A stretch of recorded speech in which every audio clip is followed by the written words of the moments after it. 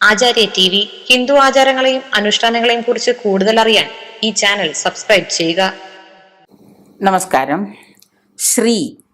ശ്രീയുടെ പൊരുമ, ശ്രീയുടെ പെരുമയും. ശ്രീ എന്നാൽ എന്ത്?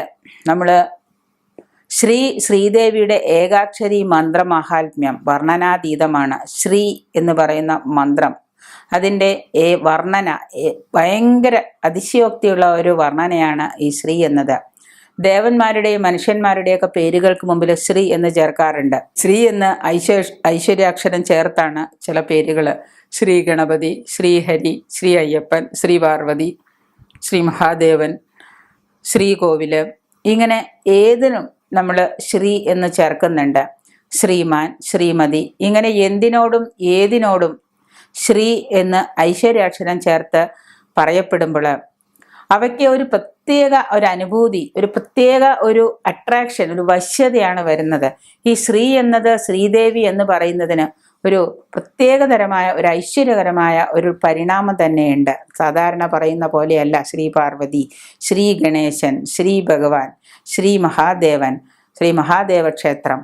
അപ്പോൾ ആ ശ്രീ എന്ന് പറയുന്നതിന് വശ്യത, പൊലിമ, കുളിർമ, കൗതുകം, സ്നേഹം, ദയ, വാത്സല്യം, എന്ത് ഐശ്വര്യകരമായ കാര്യത്തിനും ഈ പറയുന്ന അനുഗ്രഹം, അങ്ങനെയുള്ള എല്ലാ കാര്യത്തിനും ഈ ശ്രീ എന്ന് പറയുന്ന അതിന് ഒരു അർത്ഥമുണ്ട്.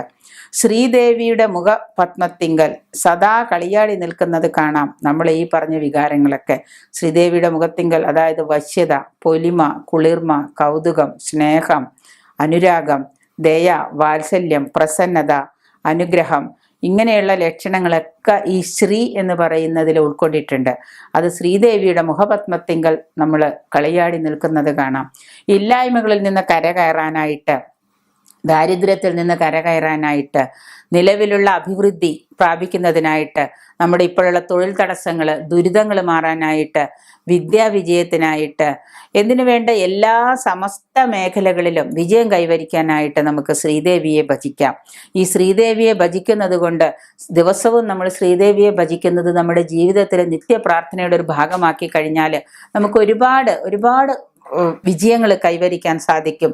ഓം ശ്രീം ഹ്രീം ക്ലീം ഐം ലക്ഷ്മി, ശ്രീം ലക്ഷ്മീം കമലധാരിണ്യേ സിംഹവാഹിന്യേ സ്വാഹ.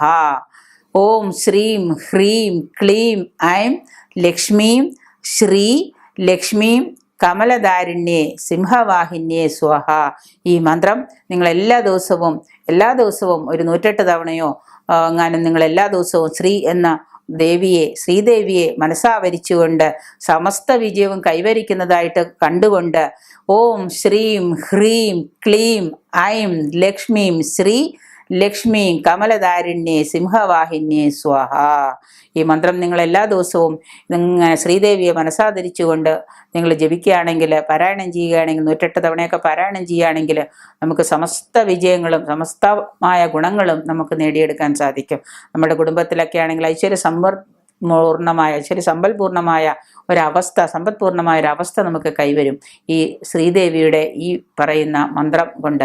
അതുകൊണ്ട് എല്ലാ ദിവസവും നിങ്ങൾ വീട്ടിലിരിക്കുന്ന അമ്മമാർ ഒരു കാര്യം ചെയ്യുക, രാവിലെ എഴുന്നേറ്റ് കുളിയൊക്കെ കഴിഞ്ഞ് വിളക്ക് കൊളുത്തി വെച്ച് ഈ മന്ത്രം ഒരു 108 തവണ ഈ ചെയ്യുക. അതായത് ഓം ശ്രീം ഹ്രീം ക്ലീം ഐം ലക്ഷ്മീം ശ്രീ ലക്ഷ്മീം കമലധാരിണ്യേ സിംഹവാഹിന്യേ സ്വാഹ.